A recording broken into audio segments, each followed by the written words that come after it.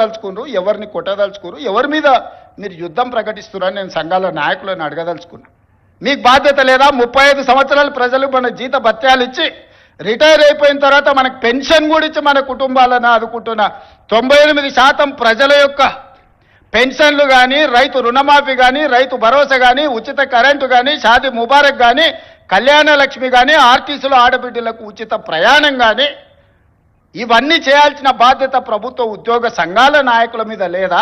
ప్రజాప్రతినిధుల మీద మాత్రమే ఉన్నదా? మాకే కాదు, మీకు కూడా వాళ్ళే జీతభత్యాలు ఇస్తున్నారు. మీకు ఉద్యోగాలు ఇచ్చింది కూడా ఈ ప్రజలే కదా. మీకు ఉద్యోగాలు ఇచ్చిన వాళ్ళే మాకు ఉద్యోగాలు ఇచ్చారు. మనందరం కలిస్తేనే ప్రభుత్వం. దయచేసి ఉద్యోగ సంఘాల మిత్రులకు, నాయకులకు నేను విజ్ఞప్తి చేస్తున్నా. ఇది ప్రజాప్రభుత్వం, ప్రజల కోసం పనిచేస్తున్న ప్రభుత్వం.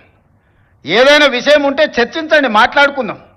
ఈరోజు కూడా నేను స్పష్టంగా చెప్తున్న వేదిక మీద నుంచి, ప్రతి నెల ఈ తెలంగాణ రాష్ట్ర ప్రభుత్వానికి వస్తున్న ఆదాయం 18,000 నుంచి 18,500 కోట్లు. కానీ ప్రతి నెల నాకు కనీస అవసరాలు తీర్చడానికి 22,500 కోట్ల రూపాయలు కావాలి.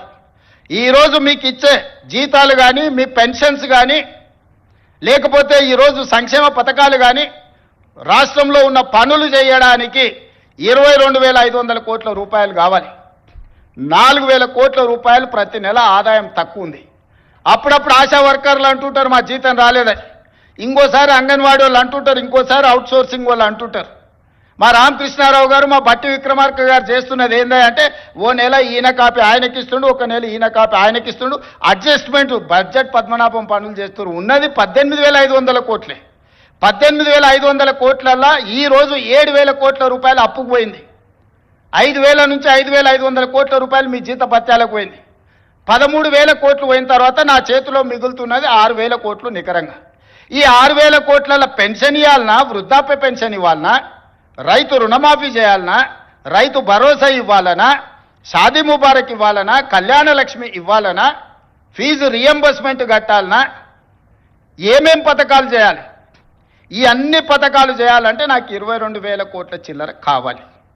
ఈ 18,000 నుంచి 18,500 కోట్లలోనే ప్రతిరోజు కూర్చొని రూపాయి మీ జీత భత్యాలు నెల జీతం వస్తే ఇంటి ఖర్చు ఎంత, పాల ఖర్చు ఎంత, హాస్పిటల్ ఖర్చు ఎంత, పిల్లల ఫీజులు ఎంత, మీరెట్లా ప్రణాళికలు చేసుకుంటున్నారో, ఈ రాష్ట్ర ప్రభుత్వాన్ని నడుపుతున్న నేను కూడా అట్లనే ప్రణాళిక వేసుకొని రూపాయి ఎక్కడ ఉంది, ఎక్కడ ఖర్చు పెంచకుండా దుబారా మొత్తం తగ్గించి, ముఖ్యమంత్రిగా ఎక్కడికి పోయినా నాకు ప్రత్యేక విమానం తీసుకొని పోవచ్చు. ప్రత్యేక విమానం కాదు కదా, మామూలు విమానంలో కూడా ఎకానమీ